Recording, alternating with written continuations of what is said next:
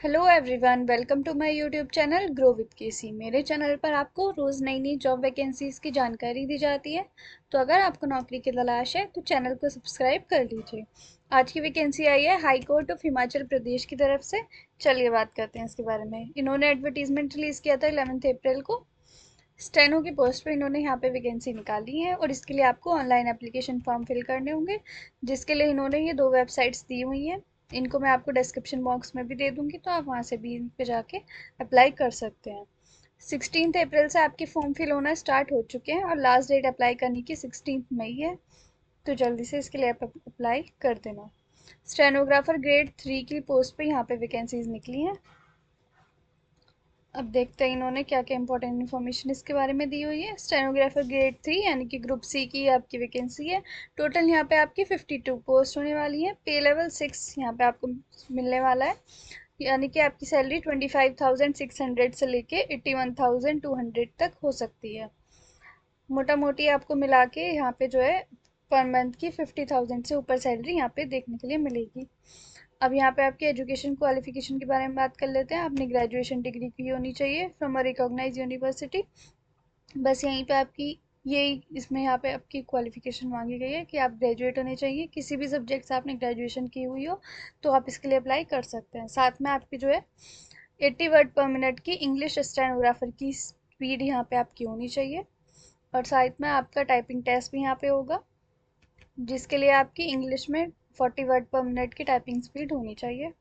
और हिंदी में जो आपका टाइपिंग टेस्ट होगा उसके लिए यहाँ पे आपकी 30 वर्ड पर मिनट की टाइपिंग स्पीड होनी चाहिए। और यहाँ पे इन्होंने फ़ॉन्ट भी बता के रखा है कि कृति देवी 10 में आपका यहाँ पे फ़ॉन्ट यहाँ पे देखा जाएगा। और 10% मिस्टेक्स आपके लिए अलाउड होंगी, उससे ज़्यादा आप मिस्टेक करेंगे तो आप डिस्क्वालीफाई हो जाएंगे। Candidate shall have to qualify the stenographer test Hindi during their probation period after the appointment. देखिए यहाँ पे जो वैकेंसी है वो इंग्लिश स्टेनोग्राफी के लिए है। तो ये इंग्लिश स्टेनोग्राफी वाले हैं उनको जो है हिंदी में भी स्टेनोग्राफी सीखनी पड़ेगी। वो जब आपकी जॉब लग जाएगी तब आपका जो प्रोबेशन पीरियड होगा उसके अंदर अंदर आपको जो है हिंदी की शॉर्ट हैंड सीखनी पड़ेगी। और यहाँ पे एक नोट दे के रखा है कि candidates who have applied earlier, जिन लोगों ने पहले इनके इस पोस्ट के लिए अप्लाई कर दिया गया है कि इससे भी पहले इन्होंने एक नोटिफिकेशन निकाला था, तो उनको दोबारा अप्लाई करने की ज़रूरत नहीं है। यहाँ पे इन्होंने यही बोला है। इंपॉर्टेंट इंस्ट्रक्शंस देख लेते हैं कुछ। The candidates are advised that before applying online they must go through apply करने से पहले आपको इनकी इस वेबसाइट पे जाके सारे रूल्स एंड रेगुलेशंस पढ़ लेने हैं, तब उसके बाद आप इसके लिए अप्लाई कर दीजिएगा। आपको जो है यहाँ पे इंडिया का सिटीज़न होना कंपलसरी है, तभी आप इसके लिए अप्लाई करना। इंडिया के बाहर के लोग यहाँ इसके लिए अप्लाई नहीं कर सकते। साथ में आपके पास मस्ट हैव पास्ड मेट्रिकुलेशन और 10+2 और graduation from any school institution situated within Himachal Pradesh. देखिए, अगर आपने जो है या तो आपने 10th या तो आपने 12th या तो आपने ग्रेजुएशन हिमाचल प्रदेश के किसी भी स्कूल या इंस्टीट्यूशन से की हुई होनी चाहिए। However this condition shall not apply to bona fide Himachalis. जो बोनाफाइड हिमाचलीज है उनके लिए ये कंडीशन अप्लाई नहीं होती है। अगर उन्होंने 10th 12th या ग्रेजुएशन हिमाचल प्रदेश से नहीं भी की है तब भी वो इसके लिए अप्लाई कर सकते हैं। एग्ज़ाम फीस अनरिजर्व कैटेगरी के लिए 347 रुपीज़ यहाँ पे होने वाली है। और reserve categories of Himachal Pradesh के लिए यहाँ पे 197 रुपीज़ की एप्लीकेशन फ़ीस होने वाली है।